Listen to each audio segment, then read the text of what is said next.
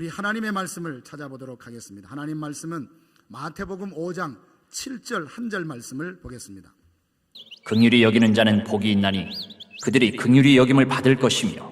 아멘. 예수님이 제자를 부르시고 그들에게 좀 더 일을 많이 했으면 좋겠다, 그런 말씀을 하신 것이 아니라 너희들이 하나님 안에서 복된 사람이 되었으면 좋겠다. 예수님을 믿고 예수님을 따르는 제자로서 이 땅에서 복된 삶을 살았으면 좋겠다. 예수님의 그 마음을 가지고 처음 제자들이 예수님께 왔을 때에 8가지 복이라는, 8복이라는 이 말씀을 주셨습니다. 우리는 그 중에 4가지를 지난주까지 한번 살펴봤는데요. 심령이 가난한 자가 참 복되다. 우리의 영적인 상태를 깨닫고 하나님의 은혜 없이는 나는 살아갈 수 없어, 그 갈망하는 마음으로 하나님의 은혜를 기대하는 그 마음이 심령의 가난함인데, 그 마음을 가진 자가 하나님 앞에 얼마나 복된지. 그리고 애통하는 자가 복되다 하셨습니다. 자신의 미련함, 연약함을 두고 그렇게 오랜 세월 하나님이 은혜를 베풀어 주셨음에도 불구하고, 하나님과 동행했음에도 불구하고 여전히 그리스도의 초보에 머무르러 있는 자기의 나약함, 영적인 무기력함을 보고 울 줄 아는 사람, 공동체와 민족의 연약함을 두고 기도의 제목 삼아 울 줄 아는 사람, 이 애통하는 사람이 복되래. 하나님이 그 마음에 위로해 주신다라고 했습니다. 온유한 자는 우유부단한 사람이 아니라 어떤 힘이 절제되었고 훈련되어진 그 힘을 가지고 하나님 앞에서는 순종을 하고 인간관계에서는 용서를 베풀고 자기가 맡견 일에는 충성을 다하는 이 온유한 사람은 땅을 기업으로 얻을 만큼 복되다라는 말씀을 함께 나누었습니다. 의에 줄이고 목마른 자도 예수님께서 복되다 하셨는데, 줄이고 목마른 사람이 양식을 찾고 물을 찾아서 나서는 그 간절한 마음으로 의를 추구하고 어떻게 하면 하나님을 기쁘시게 할까, 어떻게 하면 내가 하나님의 말씀대로 살까, 여기에 초점을 맞추고 부단히 애를 쓰는 사람은 복된데 하나님께서 영적인 배부름을 주신다라고 말씀했습니다. 오늘 읽었던 본문의 말씀을 가지고 긍휼히 여기는 자가 얼마나 복된지 함께 생각하며 은혜 받기를 원합니다. 히브리어로 긍휼이라는 말은 헤세드라는 말입니다. 헬라어로는 엘레오스라는 말인데, 이 말은 인자다, 자비다, 변함없는 하나님의 사랑이다, 그리고 친절하고 따뜻한 마음이라는 말로 번역이 된 말입니다. 긍휼이라는 이 말은 사실 우리 인간에게 나오는 성품이 아니라 하나님의 성품에 속한 말입니다. 본래의 뜻은 죄로 인해서 깊은 상처를 입거나 징계를 받아 죽게 된 사람을 다시 회복시키고 돕는 것을 말하고 있습니다. 하나님께서 인간에게 긍휼을 베푸시는데 그 긍휼과 자비를 베푸시면 사람이 보고 압니다. 우리가 그러죠. 아이고, 사랑받고 있구나, 은혜 받고 있구나. 그것을 알고 말하는 것처럼 세상에 믿지 않는 사람들도 믿는 사람을 향하여 하나님이 긍휼을 베푸시는 것을 보고 알았습니다. 아비멜렉이라는 사람은 하나님을 믿지 않는 사람이에요. 그러나 그의 눈에 아브라함과 이삭을 보니까 하나님이 그들과 함께 하시는 거예요. 그래서 고백합니다. 내가 너희들을 보니까 하나님이 너희들과 함께 하는구나. 하나님이 너희들에게 은혜와 긍휼을 베풀고 계시는구나. 믿지 않는 사람의 눈에도 이런 은혜 베푸심을 알고 보였다는 겁니다. 저는 기대하기를 이 땅에 살아가는 우리 모두가 하나님께서 풍성한 은혜와 긍휼을 베풀어 주셔서 믿지 않는 사람까지 우리에게 은혜 부어주시는 그 하나님을 보고 그리고 고백하는 그런 풍성한 은혜 베품이 있기를 주님의 이름으로 축복합니다. 창세기 24장 27절에도 보니까 아브라함의 종 엘리에셀이 그 주인의 아들 이삭의 배우잣감을 찾기 위해서 멀리로 갔습니다. 그 하란 땅에 가서 리브가를 만나게 되었고 그 집에 초청이 되어서 들어가서 자기 종 아브라함을 복주신 하나님을 찬양할 때 이렇게 말합니다. 여호와 하나님은 내 주인에게 인자와 성실을 끊이지 아니하셨습니다. 여기에 인자라는 말이 바로 긍휼이라는 말입니다. 신명기 7장 9절에도 보니까 하나님을 사랑하고 그 계명을 지키는 자에게는 1000배까지 인애를 베푸신다. 이게 1000배까지 인애를 베푸신다는 말이 하나님의 긍휼하심은 무궁무진하다는 말입니다. 잠시 잠깐 줬다가 빼앗는 그런 것이 아닙니다. 한 세대만 주는 것이 아니라 오고 오는 세대 가운데 그 풍성하신 긍휼을 하나님의 사람들에게 부어주신다. 이게 바로 우리가 믿는 하나님이십니다. 그러므로 긍휼이란 단순히 불쌍히 여기는 인간의 동정을 넘어서는 하나님의 변함없는 사랑을 말하고 있습니다. 성경에 보면 하나님의 긍휼함을 받았던 많은 사람들이 있습니다. 그 중에 야곱을 빼놓을 수 없습니다. 그는 참 비겁한 사람이라 그렇게 볼 수 있습니다. 태어날 때부터 형의 발꿈치를 잡고 태어났다라고 하는 그 뜻을 가진 이름이 야곱이 아닙니까? 자기가 원하는 것이 있으면 수단과 방법을 다 동원해서 취하고야 마는 사람이에요. 좀 세상 사람들이 좋게 보면 열정이 있고 그리고 자기 나름대로 어떤 목표가 분명한 어떤 그런 사람이라고 칭찬할지 모릅니다. 그의 삶 가운데는 장자의 축복이 이미 자기 것으로 주어졌지만 아버지와 형을 속이는 방법으로 그걸 취했다가 아버지 집에서 함께 살지 못하고 20년 동안이나 하란이라는 곳에 외삼촌 집에서 그렇게 힘들게 고생하며 살았지 않습니까? 다시 집으로 돌아오게 되는데도 400명의 군대를 데리고 형이 자기를 맞으러 온다고 합니다. 아니 무슨 왕도 아니고 하나의 개인의 일개 개인이 집으로 돌아가는데 형이라는 사람이 군대를 데리고 올 일이 뭐가 있겠습니까? 20년 전에 앙금이 아직도 풀리지 않아서 나에게 아주 혼을 내려고 오는구나. 얼마나 두려웠겠습니까? 그런 삶을 살았던 사람이 바로 이 야곱입니다. 그런데 하나님은 야곱에게 긍휼을 베풀어 주셨어요. 은혜를 베풀어 주셨습니다. 그래서 승리자의 이름인 이스라엘의 이름이 그의 이름이 되었습니다. 베델 들판에 아무도 없는 그곳에서 나는 혼자다 생각하며 지쳐 잠들었을 때 하나님이 꿈에 나타나셔서 말씀을 해주십니다. 내가 어디로 가든지 내가 함께 해줄 것이다. 여러분, 그 말이 얼마나 야곱의 마음에 위로가 되었으면 힘이 되었을까요? 하나님의 약속한 말씀대로 20년 동안 하란 땅에 있을 때도 하나님이 함께 하셨습니다. 돌아오는 과정도 하나님이 함께 하셨어요. 인사도 없이 드라빔이라고는 개인의 그 우상을 들고 가버렸다라는 것 때문에 화가 났던 외삼촌 라반은 군대를 데리고 추격을 했습니다. 그래서 아주 만나기만 하면 그냥 너는 아주 가만두지 않겠다는 마음으로 왔지만 하나님이 야곱에게 긍휼을 베푸시니 그 밤에 라반의 마음에 하나님이 꿈에 나타나셔서 선악간 말하지 마라. 어떤 톤인지는 모르겠습니다. 그러나 느낌은 분명히 알아요. 라반이 흥분해서 갔지만 그 야곱에게 어떤 말도 할 수 없을 만큼 하나님의 그 어미하신 말씀을 들은 거예요. 하나님은 야곱을 이렇게 사랑하시고 긍휼을 베풀어 주셨습니다. 그리고 극적으로 형과도 화해도 해주게 만들으셨습니다.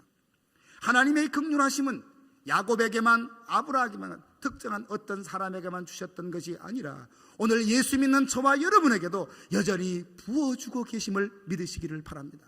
우리 모두가 그 하나님의 긍휼하심을 받고 살아가고 있는 주인공들입니다. 긍휼함이라는 것은 예수님의 성육신을 통해서도 참 잘 드러납니다. 죄 가운데 빠진 인간을 버리지 못하시고 포기하지 못하시고 그들의 죄를 한 놈에 떠안고 그 죄를 대속하여 신이 십자가에 죽으시고 우리에게 구원을 주시며 하나님과 우리를 화목케 하시고 우리로 하여금 하나님 예수 그리스도와 함께 하늘나라를 상속할 수 있는 사람으로 회복하기 위하여 이 땅에 오신 그 성육신이 우리를 향한 긍휼하심의 모델입니다. 지금 세상을 보십시오. 그 어느 때보다도 긍휼함을 기대하고 또한 소망하는 사람들이 얼마나 많이 있습니까? 누군가 환난을 당한 그들에게 찾아가서 진정한 하나님의 긍휼 이것이다 라고 전해줄 만한 사람을 기다리고 기대하고 있는 시대입니다. 환난당한 이웃에게 누가 가서 하나님의 긍휼을 전할 수 있겠습니까? 그것은 하나님의 긍휼하심을 경험한 사람입니다. 하나님의 인자하심과 선하심을 맛보아 아는 사람만이 진정 환난당한 그에게 찾아가서 하나님의 긍휼을 줄 수 있고 베풀 수 있는 사람인 것입니다. 그렇다면 다른 사람 아닌 저와 여러분이 바로 하나님의 긍휼을 전할 수 있는 최고의 책임자가 아닙니까? 왜냐하면 우리만큼 하나님의 긍휼하심을 받은 사람이 어디 있습니까? 우리만큼 하나님의 사랑을 받은 사람이 또 어디에 있겠습니까? 사랑하는 성도 여러분, 우리는 하나님의 풍성한 긍휼하심을 받고 사는 사람인 걸 믿으시기를 바랍니다. 하나님은 우리를 구원하심을 통하여 긍휼하심을 보여주셨습니다. 에베소서 2장 4절에서 5절에 보면 긍휼이 풍성하신 하나님이 우리를 사랑하신 그 큰 사랑을 인하여 허물로 죽은 우리를 그리스도와 함께 살리셨고 은혜로 구원을 받은 것이라. 허물과 죄로 죽었던 우리가 어떻게 살아났습니까? 자격 없는 우리가 어떻게 하나님의 자녀가 되었습니까? 어떻게 구원을 받았습니까? 하나님의 긍휼하심 때문입니다. 우리 모두가 예수님을 믿고 하나님의 자녀가 되었다는 그 자체가 나는 하나님의 긍휼하심을 받고 살고 있다는 증거가 아니겠습니까? 목적도 없이 소망도 없이 살던 우리가 하나님의 자녀가 되어서 저 천성을 향해 나아가는 순례자의 삶을 살아가고 있는 것도 하나님이 우리에게 주신 긍휼하심입니다. 하나님은 긍휼이 풍성하사 우리를 변함없이 사랑해 주십니다. 로마서 5장 5절에 보면 성령으로 말미암아 하나님의 사랑이 우리의 마음에 부음받음이라 라고 했습니다. 사랑을 하나님이 부어주신답니다. 성령님을 통하여 우리에게 하나님의 사랑을 부어주신대요. 그 사랑을 받고 우리가 살고 있지 않습니까? 뿐만 아니라 우리의 기도에 하나님은 응답해 주십니다. 이 세상에 보면 기도하는 사람이 참 많이 있어요. 어쩌면 알지 못하는 신이라고 해서 누군가 좀 내 억울한 사정을 들었으면 좋겠다, 누군가 내 답답한 사정을 좀 알아줬으면 좋겠다고 대상도 모르고 부르짖고 기도하는 사람들이 이 세상에 얼마나 많이 있는지 모릅니다. 그러나 우리는 대상을 분명히 압니다. 하나님을 향하여 하나님께 기도합니다. 그런데 그 하나님이 기도하면 예수 이름으로 기도하는 믿음의 성도들의 기도를 들어주십니다. 응답해 주셔요. 이게 바로 하나님이 우리를 향한 긍휼하심이에요. 예레미야 33장 3절에 보니까 너는 내게 부르짖어라. 그러면 내가 너에게 응답해 주겠다. 크고 비밀한 일을 너에게 보여주겠다 약속해 주셨습니다. 요한복음 14장 13절에 보면 너희가 내 이름으로 무엇이든지 내게 구하면 내가 시행하리라 라고 했습니다. 여러분, 누가 여러분이 너무나 간곡해서 도움이 필요한데 도와주세요 했는데 그 한마디 말이 떨어지기가 무섭게 그냥 신속하게 여러분을 어떤 문제를 해결하여서 달려가는 그 누군가를 본 일이 있습니까? 하나님이 그런 분이에요. 너희가 내게 기도하면 내가 시행하리라. 그걸 이루도록 하시는 하나님, 그것이 바로 우리를 향한 하나님의 긍휼하심입니다. 어디 그분이 있겠습니까? 하나님은 우리를 붙들어 주십니다. 천지 만물을 붙드시는 그 전능하신 손으로 우리의 삶을 붙들고 계세요. 우리를 굳세게 하십니다. 우리와 함께 하세요. 이렇게 저와 여러분들은 하나님의 긍휼하심을 이 땅에서 받아 누리고 사는 하나님의 사람들입니다. 사랑하는 성도 여러분, 우리가 하나님의 그 풍성한 긍휼을 받았을 뿐만 아니라 우리는 환난 당한 자에게 가서 그들에게 긍휼을 베풀어야 하는 사람인 줄로 믿습니다. 긍휼히 여긴다는 것은 진심으로 형제를 용서하는 것입니다. 스데반을 한번 보십시오. 그는 많은 사람들에게 하나님의 그 복음을 전했습니다. 예수님을 전했어요. 사람들이 스데반이 전하는 설교를 듣고 가슴에 큰 마음의 찔림을 받았어요. 그러면 회개하고 예수님을 믿어야 될 텐데 마음에 큰 찔림을 받아 그들은 회개하기는커녕 돌을 들고 스데반을 치기 시작합니다. 그런 와중에서도 스데반은 보좌에서 일어서시는 예수님을 바라보면서 천사의 얼굴을 잃지 않고 그들을 위하여 기도합니다. 주여, 저들을 용서하여 주옵소서. 저들이 하는 것을 모르기 때문입니다. 바로 이런 삶의 방식, 용서할 수 없는 사람까지 받아들이고 용서하는 이것이 긍휼을 베푸는 것입니다. 베드로전서 2장 23절에 보면 욕을 당하시되 맞대어 욕하지 아니하시고 고난을 당하시되 위협하지 않으시고 오직 공의로 심판하시는 하나님께 맡겼다라고 말합니다. 예수님의 삶은 용서의 삶이셨어요. 그래서 예수님의 삶을 통하여 우리는 하나님의 긍휼하심이 어떤 것인지 보고 배울 수 있습니다. 원수가 죄일 때 먹을 것을 주라, 원수가 목말랄 때 마실 것을 주라 하시며 용서할 수 없는 사람까지 용서하며 살아가는 것, 이게 바로 긍휼히 여기는 것이고 긍휼을 베푸는 삶입니다. 사랑하는 여러분, 우리는 하나님의 긍휼하심으로 은혜와 긍휼을 풍성히 받아 누리는 사람들입니다. 그러므로 이제 형제들을 진심으로 용서함으로 우리도 그들에게 긍휼을 베풀며 사는 하나님의 사람들 되기를 주님의 이름으로 축원합니다. 긍휼을 베푼다는 것은 불쌍히 여기는 것입니다. 누가복음 10장에 보면 예수님이 이 비유를 통해서 긍휼히 여기는 것이 어떤 것인지 설명을 잘 해주셨습니다. 한 사람이 예루살렘에서 여리고로 내려가다가 강도를 만났습니다. 자기가 가진 거 다 빼앗기고 얼마나 많이 두들겨 맞았는지 이제 죽어가는 상황입니다. 강도들은 그를 내버리고 지나가 버렸습니다. 마침 그때 한 제사장이 그 길로 가다가 그 상황을 봤지만 피하여 지나가 버리고 말았습니다. 잠시 후에 한 레위인도 그곳에 이르러 그 사람을 보았지만 피하여 지나갔습니다. 그러나 어떤 사마리아인이 여행하는 중에 그곳에 이르러서 강도 만난 그 사람을 봤습니다. 그래서 그에게 가까이 가서 불쌍히 여겨 자기가 가지고 있던 기름과 포도주를 그에게 바르며 감사 주었습니다. 짐승에 태워 주막으로 데리고 갔습니다. 잘 돌보아 주었습니다. 먼 길을 떠나면서 내가 다시 돌아올 때 이 사람을 잘 치료해서 치료비가 더 든다면 내가 다 해결하겠다고 말하며 먼 길을 떠났습니다. 예수님이 이 비유를 통해서 그 이야기를 듣는 사람들에게 묻습니다. 이 많은 사람들 중에 강도 만난 이 사람의 진짜 이웃이 누구냐? 누가 이 사람에게 긍휼을 베풀었냐고 질문하고 계십니다. 그때 당연히 사람들은 대답합니다. 바로 선을 행한 그 사마리아인이 아닙니까? 가서 너도 이와 같이 하라. 예수님이 말씀을 하셨습니다. 바로 이처럼 긍휼을 받은 우리는 삶 속에서 여러 가지 힘들고 어려운 사람들, 정말 위로가 필요하고 함께 있어주는 그 어떤 것이 필요한 사람들에게 가까이 가서 주님의 이름으로 긍휼을 베풀어주는 것, 이게 바로 저와 여러분 하나님의 긍휼하심을 받은 사람들이 살아가는 삶의 모습이어야 합니다. 그리고 누군가를 위해 희생하며 헌신하는 것이 긍휼히 여기는 겁니다. 시편 103편 13절에 보면 아버지가 자식을 긍휼히 여김처럼 하나님이 우리를 긍휼히 여기신다라고 했습니다. 여러분, 아버지와 부모가 자식을 어떻게 사랑하는지 아시지 않습니까? 부모가 자식을 향한 그 사랑이 하나님이 우리를 향한 긍휼이라 말씀을 하셨습니다. 성경에 보면 모압 여인 룻이 참 긍휼을 베풀며 살았던 삶인 것을 우리가 잘 알고 있습니다. 그는 모압 여자였습니다. 자기 땅에 이민 온 말론이라고 하는 유다 사람과 결혼을 해서 살다가 자식이 없이 남편이 일찍 돌아갔습니다.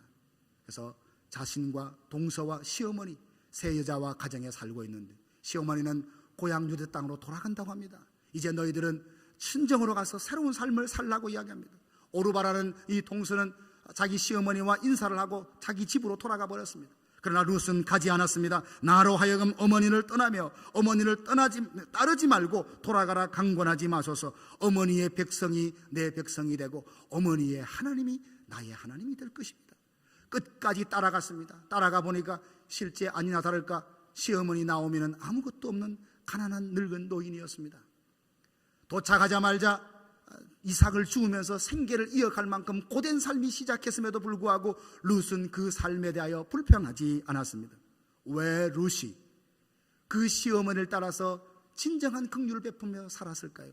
그 마음에 나오미를 향한 사랑이 있었기 때문입니다. 그렇습니다. 긍휼히 여긴다는 것은 자신에게 돌을 던지는 사람까지 용서하는 마음입니다. 강도 만난 것 같은 사람에게 자비를 베푸는 것입니다. 환난 당한 사람들을 바라보며 그들에게 보살피고 희생하고 섬겨주는 것이 이게 바로 긍휼히 여기는 삶의 모습입니다. 여러분, 자세히 알고 보면 지금 이 자리에 예배하는 사람들의 마음과 환경도 가만히 보면 참 하나님의 긍휼하심을 기대하고 이 자리에서 예배하는 분들이 한두 분이 아닙니다. 그 사연을 다 오픈해서 말할 수 없지만 하나님, 오늘도 힘겨운 발걸음으로 주의 전을 향합니다. 오늘도 예배할 때 성령님 나를 위로하여 주옵소서. 하늘의 신령한 은혜를 부어주옵소서. 사모하는 마음으로 이 자리에 앉아서 말씀을 듣고 찬양을 하며 하나님 앞에 기도하는 당신의 백성들이 이 자리에 있습니다. 사랑하신 여러분, 오랜 질병으로 내 마음과 생활까지 고통받는 성도가 있고 하는 일마다 잘 안 되니 삶에 자신감도 없고 열정도 잃어버린 사람이 여기에 있습니다. 사랑하는 가족을 병원에 두고 지금 답답하고 좀 초조한 마음으로 예배하는 하나님의 성도들도 있습니다. 마음의 깊은 외로움과 우울함 때문에 곤고한 마음으로 하나님 앞에 이 시간 예배하는 사람도 있습니다. 하나님이 말씀하십니다. 너희들이 긍휼을 받았느냐? 그들에게 긍휼을 베풀며 살라. 너희들이 긍휼을 받았으면 긍휼히 여기는 삶을 살라고 주님이 우리에게 말씀하고 계십니다. 잠언 3장 27절에 보면 내 손이 선을 베풀 힘이 있거든 마땅히 받을 자에게 베풀기를 아끼지 말라 말씀하셨습니다. 하나님이 우리에게 이미 복을 주셨습니다. 긍휼을 베풀어 주셨습니다. 그러면서 반드시 긍휼을 베풀어라 라고 말씀을 하고 계십니다. 여러분, 이 말씀에 순종하며 살아가는 사람들, 정말 다른 사람들을 돌보면서 긍휼을 베풀며 살아가는 사람들은 이런 어떤 삶의 뜻이 있습니다. 긍휼을 베푸는 사람은 축복의 통로처럼 살아가는 거예요. 우리가 많이 기도하지 않습니까? 창세기 12장에 아브라함에게 주셨던 너는 복의 근원이 될 것이다, 너를 축복하는 자를 내가 복주겠다라고 하신 하나님의 그 말씀을 따서 하나님 나도 축복의 통로 되고 싶어요, 하나님 나 축복의 통로 되고 싶어요. 얼마나 우리가 간절히 사모하는 마음으로 그 기도를 합니까? 그런 삶을 사모합니까? 여러분, 다른 것이 아닙니다. 내게 주신 은혜를, 내게 주신 사랑을 필요한 사람에게 나누어 주면서 나를 통하여 그 사랑과 은혜가 흘러가게 하는 것이 축복의 통로로 살아가는 삶인 것입니다. 그러므로 오늘 우리가 이 말씀에 순종하고 산다면 저와 여러분들이 축복의 통로로 살아가는 줄로 믿습니다. 뿐만 아닙니다. 긍휼히 여기는 사람은 청지기의 사명을 감당하는 사람이에요. 저와 여러분들은 가진 것이 나름대로 있습니다. 생명도 가졌고 가정도 가졌고 나름대로 가진 게 있어요. 그러나 그 모든 것의 진짜 주인은 내가 아니라 하나님이십니다. 하나님이 이 모든 것을 나에게 잠시 맡겨주셨을 뿐입니다. 그 믿음으로 살아가는 사람이 청지기예요. 청지기의 그 선함은 어디에 있냐면 주인의 필요에 따라 내게 맡겨주신 것을 때에 따라 나누어 주는 사람들입니다. 그러므로 긍휼을 베푸는 사람은 이 땅의 축복의 통로요 선한 청지기처럼 살아 마지막에 하나님 앞에 서면 하나님 앞에 잘했다 칭찬받을 하나님의 사람인 줄로 믿습니다. 그리고 긍휼히 여긴다는 그 사람의 마음에는 예수님이 가득한 겁니다. 아까도 말씀드렸듯이 우리의 마음에는 긍휼함이 없습니다. 우리는 그렇게 대단한 존재가 아니에요. 근사한 존재들이 아닙니다. 나 자신을 주목하라고 철저히 이기적인 그런 사람들입니다. 우리가 누군가를 긍휼히 여길 때는 그 마음에 내가 있는 것이 아니라 예수가 있는 거예요. 누군가 긍휼을 베푼다면 그 마음에 하나님으로 가득 차 있는 겁니다. 얼마나 아름답고 얼마나 의연스러운 모습입니까? 사랑하신 여러분, 이게 바로 긍휼히 여기는 자에게 주시는 하나님의 복입니다. 그리고 긍휼히 여기는 사람들은 남들이 모르는 영적인 비밀을 깨닫고 살아갑니다. 내 손에 들려진 것을 움켜잡고 있으면 시간이 지나면 다 없어집니다. 그런데 신기하죠? 하나님이 원하시면, 하나님이 뜻하시면 손을 펴서 나누면 이게 내 것은 없어지지만 하나님이 새로운 것으로 그 손에 담아주십니다.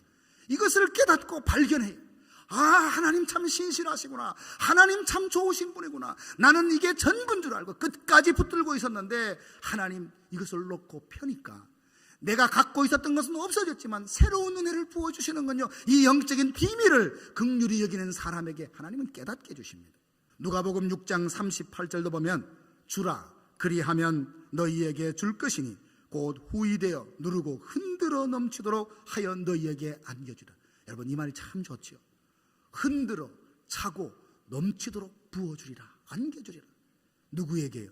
손을 벌려서 긍휼을 베푸는 사람에게, 주는 자에게 하나님이 안겨주시라 약속을 해주셨습니다.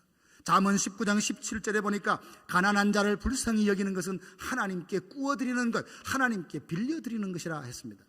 여러분, 웬만한 신용이 있는 사람은 누군가에부터 뭔가를 빌렸다면 반드시 갚아주지요. 그 원금만 줍니까? 이자까지 더해서 주지 않습니까? 하나님은 어떤 분입니까? 우리에게 꾸어 가셔서 떼먹는 하나님 아니에요. 긍휼을 베푸는 그것이, 손을 벌려 베푸는 것이 하나님께 빌려드리는 것이라면 하나님은 이 세상에 어떤 보다 높은 이자를 얹어서 우리에게 되돌려 주시는 하나님이십니다. 이 약속을 믿는 자만이 내가 있는 것을 손을 벌려서 긍휼히 베풀 수 있는 하나님의 사람이 될 수 있는 것입니다. 긍휼히 여기는 자에게 하나님은 넘치는 감사와 풍성한 기쁨으로 채워주십니다. 사도행전 20장인가 보면 바울에게 예수님이 친히 하신 말씀이 있습니다. 주는 자가 받는 자보다 복되다라는 말씀하셨어요. 실제 줘보면, 나누어 보면 그 마음에 한없는 기쁨이 그 마음에 샘솟는다는 것을 알게 됩니다. 받는다는 것은 그때는 좋지만 부담이에요.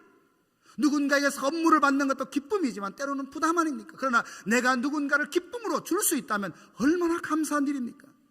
사랑하신 여러분, 긍휼히 여기라는 말씀을 들으면서 여러분 마음 가운데 반문하시는 분이 계실지 모르겠습니다. 아니, 왜 다른 사람에게 긍휼을 베풀어야 한단 말인가? 그래야 된단 말인가? 하나님은 성경을 통하여 이것을 명령하고 계십니다. 신명기 15장 7절에서 17절 말씀에 보면, 11절 말씀에 보면 이런 말씀이 있습니다. 좀 깁니다만 제가 읽어드리겠습니다. 내 하나님 여호와께서 내게 주신 땅, 어느 성읍에서든지 가난한 형제가 너와 함께 거주하거든 그 가난한 형제에게 내 마음을 완악하게 하지 말며 내 손을 움켜쥐지 말고 반드시 내 손을 그에게 펴서 그에게 필요한 대로 쓸 것을 넉넉히 구워주라. 삼가 너는 마음에 악한 생각을 품지 말라. 곧 이르기를 일곱째 해 면제년이 가까이 왔다 하고 내 궁핍한 형제를 악한 눈으로 바라보며 아무것도 주지 아니하면 그가 너를 여호와께 호소하리니 그것이 내게 죄가 되리라. 너는 반드시 그에게 줄 것이요 줄 때에는 아끼는 마음을 품지 말 것이라. 이로 말미암아 내 하나님 여호와께서 내가 하는 모든 일과 내 손이 닿는 모든 일에 내게 복을 주시리라. 땅에는 언제든지 가난한 자가 그치지 아니하겠으므로 내가 내게 명령하여 이르노니 너는 반드시 내 땅 안에 내 형제 중 곤란한 자와 궁핍한 자에게 내 손을 펼치니라. 하나님이 이 말씀을 하시면서 반드시라는 말을 3번 강조하세요. 반드시 베풀어라. 반드시 손을 펴라. 반드시 가난한 자를 긍휼히 여겨라. 이 반드시라는 말씀을 3번 강조하신 것은 우리가 피해갈 수 없는, 우리 모두가 긍휼을 받은 사람으로서 이 삶을 살아야 된 의무와 책임이 있다는 말씀인가 동시에 반드시 손을 벌려 베푸면 반드시 내가 너를 축복하겠다는 약속의 말씀도 포함되어 있습니다. 내 하나님 여호와께서 내가 하는 모든 일과 내 손이 닿는 모든 일에 반드시 복을 주시라. 누구에게? 반드시 손을 펴서 긍휼히 베푸는 사람에게. 이게 하나님이 우리에게 주시는 약속의 말씀입니다. 그리고 우리가 긍휼을 베풀 때 하나님께서 우리 긍휼을 베푸신다고 오늘 예수님이 말씀해 주셨습니다. 우리 공동체도 이제부터 좀 긍휼을 베푸는 공동체가 되기를 원합니다. 서로 용서해주고 서로 아껴주고. 다들 이민생활에 바쁘지 않아요, 그죠? 그러면 어떤 한 부분에서 열심히 하면 잘했다고 잘한다고 칭찬도 해주고 내가 좀 거둘 것이 없냐고 함께 이런 부분에 어우러서 모두가 기쁨으로 감사함으로 섬기고 일할 수 있는 교회. 때로 좀 지쳐 보이면 다른 것 없습니다. 그냥 등을 어루만져주면서 기도해주고 축복해주고 격려해주는, 그것이 사랑을 나누고 사랑을 느낄 수 있고 공유할 수 있는 교회가 되는 것 아닙니까? 나와 하나님과의 관계뿐만 아니라 나와 다른 성도들 관계도 참으로 중요합니다. 그 십자가의 원리에서 우리가 보는 것 아닙니까? 하나님과 나 사이의 회복뿐만 아니라 그 회복을 덧입어서 이웃과 다른 형제들과 온전한 평화를 이루는 것, 이게 하나님이 우리에게 주시는 명령이요 뜻이지 않습니까? 교회에서 진실로 이제 그 날카롭고 예리한 기준으로 다른 사람을 정죄하지 말고 자신에게는 까다로울지라도 다른 사람은 좀 후하고 넉넉하게 받아들이고 축복하고 세워주는, 이래서 이 교회에서 정말 하나님이 여기 계시구나, 하나님의 사랑이 여기에 풍성하구나, 모두가 공유하고 느낄 수 있는 이런 교회를 함께 만들어 간다면 바로 그 교회, 긍휼히 베푸는 사람들이 한 사람 두 사람 많아져야 되지 않겠습니까? 사랑하는 성도 여러분, 하나님의 긍휼하심을 받은 우리가 하나님의 긍휼함을 베풀어야 될 사람인 것을 꼭 기억하시기를 바랍니다. 구원은 믿음으로 받습니다. 구원은 은혜로 받아요.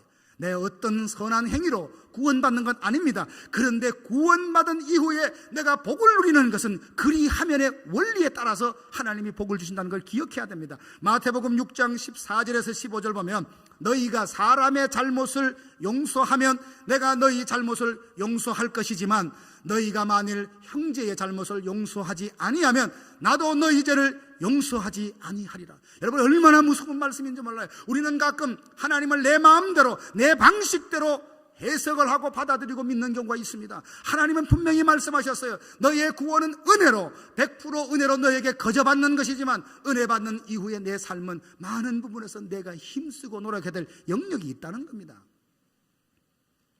우리가 흘러넘치도록 복을 받는 것, 내가 용서받는 것은 나도 하나님의 그 마음 성품을 본받아서 긍휼히 여기고 긍휼을 베푸는 사람에게 그 은혜가 주어진다는 것입니다. 참 알지만 쉽지 않습니다. 그렇게 오랫동안 많은 사랑을 받고 살아왔지만 실제로 누군가를 사랑해 보려고 하면 얼마나 힘들고 어려운지 몰라요. 예수님께서 말씀하십니다. 마지막 때가 되면 불법이 성함으로 사랑이 식어진다라고 말씀하셨습니다. 어쩌면 이 시대에 우리가 그런 것을 보고 있지 않습니까? 아마 여러분들은 그런 걸 경험하셨을 것입니다. 누군가를 예수님의 사랑으로 순수한 마음으로 도와줬어요. 긍휼을 베풀었습니다. 자비를 베풀었어요. 근데 이 사람이 돌아서서 나에게 감사하다기는커녕 나를 배신하고 나에게 어려움을 준다면, 이런 일들을 몇 번만 거듭하면 우리는 뭐라고 생각합니까? 인간은 거기서 거기까지지 무슨 긍휼을 주고받느냐며 스스로 마음을 닫아버리는 경우들이 있습니다. 이 시대가 그런 시대가 아닙니까? 그렇지만 예수님이 말씀하십니다. 하나님의 말씀처럼 긍휼을 베풀어라. 내가 너를 긍휼히 여기면 되지 않느냐. 이게 하나님의 말씀이에요. 여러분, 우리가 누구에게 긍휼을 베풀었어요? 사랑을 주었어요. 그 사람에게서 뭔가를 받기를 기대하면 백이면 백 실망하고 낙심합니다. 우리는 조건 없이 주는 거예요. 조건 없이 내게 주신 것을 나누어 줍니다. 그러면 그 선을 바라보시는 하나님이 그 행위에 대해서 갚아주십니다. 나에게 사랑을 받는 사람, 나에게 관심을 받는 사람, 나에게 도움을 받는 사람이 나에게 보답하는 것이 아니라 그것을 지켜보는 하나님이 나의 삶 속에 갚아주시는 거예요. 그 하나님만 바라보고 그 하나님만 믿을 수 있을 때 우리는 손을 벌려 형제들에게 베풀며 살 수 있습니다. 그리고 히브리서 4장 16절 보면 우리가 긍휼하심을 받고 때를 따라 돕는 은혜를 얻기 위하여 은혜의 보좌 앞에 담대히 나아가라 했습니다. 조금 전에도 말씀드렸지만 우리 안에는 스스로 긍휼함이 만들어낼 수도 없고 생성이 안 됩니다. 그러므로 은혜의 보좌 앞으로 날마다 담대히 나아가 긍휼하심을 입어야 됩니다. 때를 따라 돕는 은혜를 받아야 돼요. 그래서 우리가 긍휼히 여기면서 사는 삶을 원한다면 날마다 하나님 앞에 엎드려서 하나님, 나도 그렇게 살고 싶어요.